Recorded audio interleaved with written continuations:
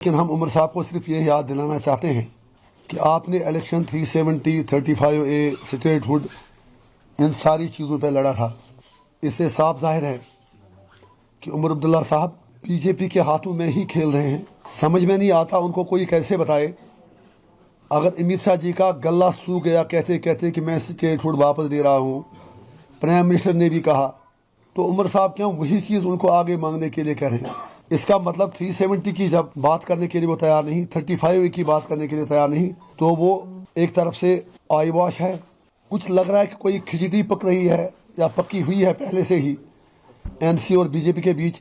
Centre को वैसे भी statehood as per Supreme Court directions आज नहीं तो कल देना ही है। तो उमर साहब just wants to be counted in martyrs. Jammu Kashmir में नई सरकार गठन के बाद से अब राज्य का दर्जा बहाल करने की मांग तेज हो चली है। जम्मू कश्मीर के नए मुख्यमंत्री उमर अब्दुल्ला की तरफ से बड़ा बयान आया है और उन्होंने कहा है कि मोदी सरकार ने ये वादा किया था जम्मू कश्मीर चुनावी समय में कि राज्य का दर्जा वो वापस देंगे। अब हमारी जिम्मेदारी है कि मोदी सरकार से जम्मू कश्मीर का दर्जा वापस लेने का। लेकिन अब उमर अब्दुल्ला के बयान पर इंजीनियर रशीद ने बड़ा हमला बोला है। बारामूला के सांसद इंजीनियर रशीद ने एक प्रेस कॉन्फ्रेंस को संबोधित करते हुए उमर अब्दुल्ला पर तीखा हमला किया। उन्होंने कहा कि केंद्र सरकार पहले ही कह चुकी है कि वे राज्य का दर्जा बहाल करेंगे, तो बार बार राज्य का दर्जा मांगने का क्या मतलब है? सुनिए इंजीनियर रशीद ने उमर अब्दुल्ला के इस बयान को लेकर के और क्या कुछ कहा। कि आप सब ने देखा कि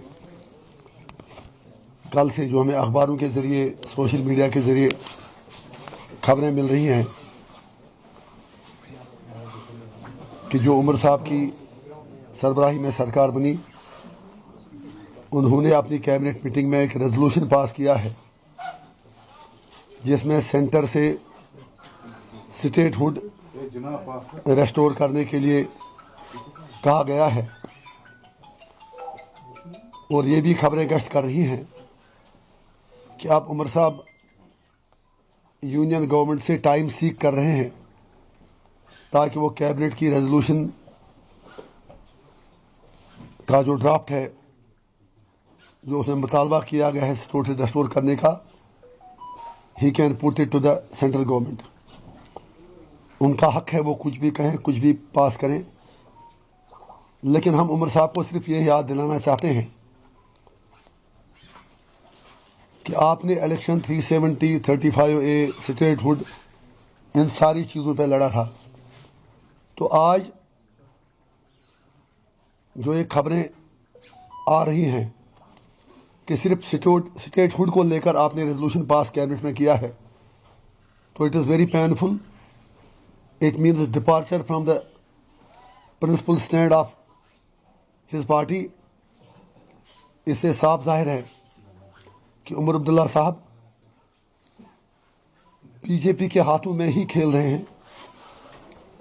समझ में नहीं आता उनको कोई कैसे बताए।